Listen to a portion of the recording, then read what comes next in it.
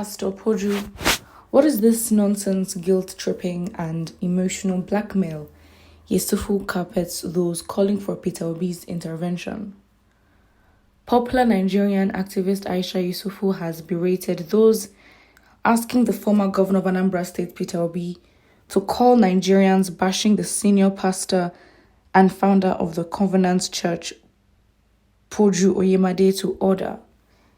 Nigerian News recalls that Pastor Poju had come under heavy backlash and asking Nigerians to accept the outcome of the 2023 presidential election. Speaking on the situation via a series of posts on Twitter, Yusufu berated those asking Peter Obi to call Nigerians to order over the backlash. She argued that Obi does not own anyone and has no authority to call anyone to order.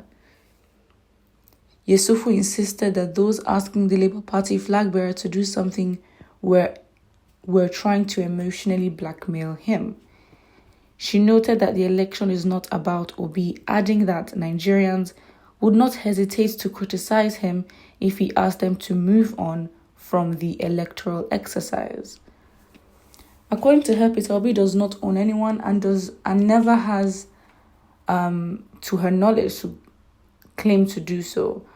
What is this nonsense, guilt-tripping and emotional blackmail of always calling him when people abuse the sensibilities of citizens and citizens react? Nigerians are so used to slavish mentality and cannot imagine citizens having minds of their own.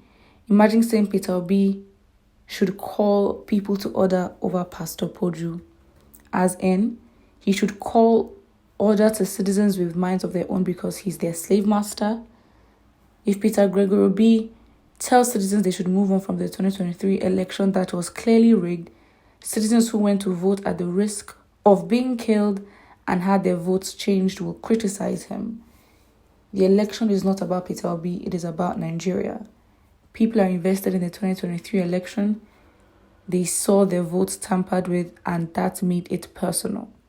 Without IREV, it would have been business as usual.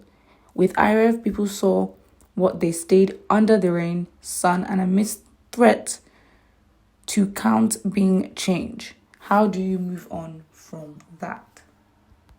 I think, I understand both Nigerians and Aisha Yusufu's point, but she made a very strong point, which basically is the election is not about Peter Obi, but about Nigerians.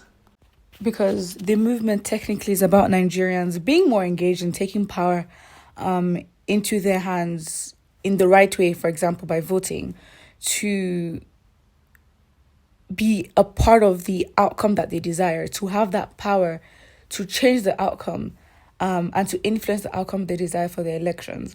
And so I think because people tend to be sheep-like, and so when you have a movement and you have this one person, Peter Obi, who is a symbol of, oh wow, these elections could literally, if he wins, that's what people are thinking, if he wins, oh wow, this will change how, the Nigerian elections have been, first of all, and secondly, could also change the kind of leader that we have. So I think in asserting our position, and because I think even without Peter Obi, Nigerians were going to be involved. I think Peter Obi was a catalyst, right?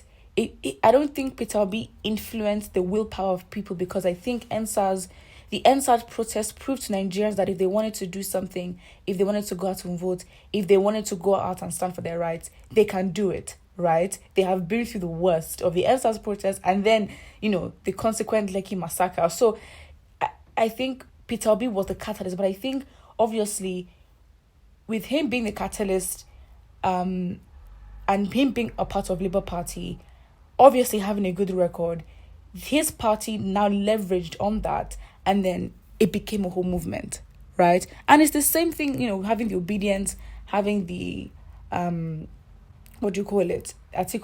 and ratified. That's great, but now post-elections, the followership isn't necessarily there. I don't think the followership should be for the individuals, but for the political party. That's where it basically, goes to. So I think people telling Peter Obi to call the pastor to order for telling people to move on from the elections isn't necessarily a thing of, I don't believe it's a thing of, oh, Peter Obi cannot think for himself. I also think that Nigerians themselves bashing people, going to, insult, berate, like this is, sorry, it's a typical Nigerian trait. Like, come on. And now, especially on Twitter itself. So Nigerians, for anything, can be quite aggressive on social media platforms for any movement, for anything they support, for any trending topic, right? So it's very hard when you have a movement and then you have, an individual who is seen as the face and the leader of that movement. It's hard to disassociate him and the people that are called, his followers or his fans or his, I don't know, his followers, yes. And disassociate them and then put them as, oh, this is Peter B, this is people. Absolutely not. And it's unfortunate because situations like this is what opposition parties, haters would use as an excuse to taint Peter Obi's character and say, you see. Meanwhile, the bad characters or the things that you're saying obedience to, or first of all, it's already manipulated because other people parading as obedience that are not obedient are, forging this look. And this mass of, talking online and going back and forth is it's literally a Nigerian, I don't think it's an obedient thing, or it's literally, as Nigerians, that's how people are online. Put what you think in the comment section below and don't forget to like and subscribe.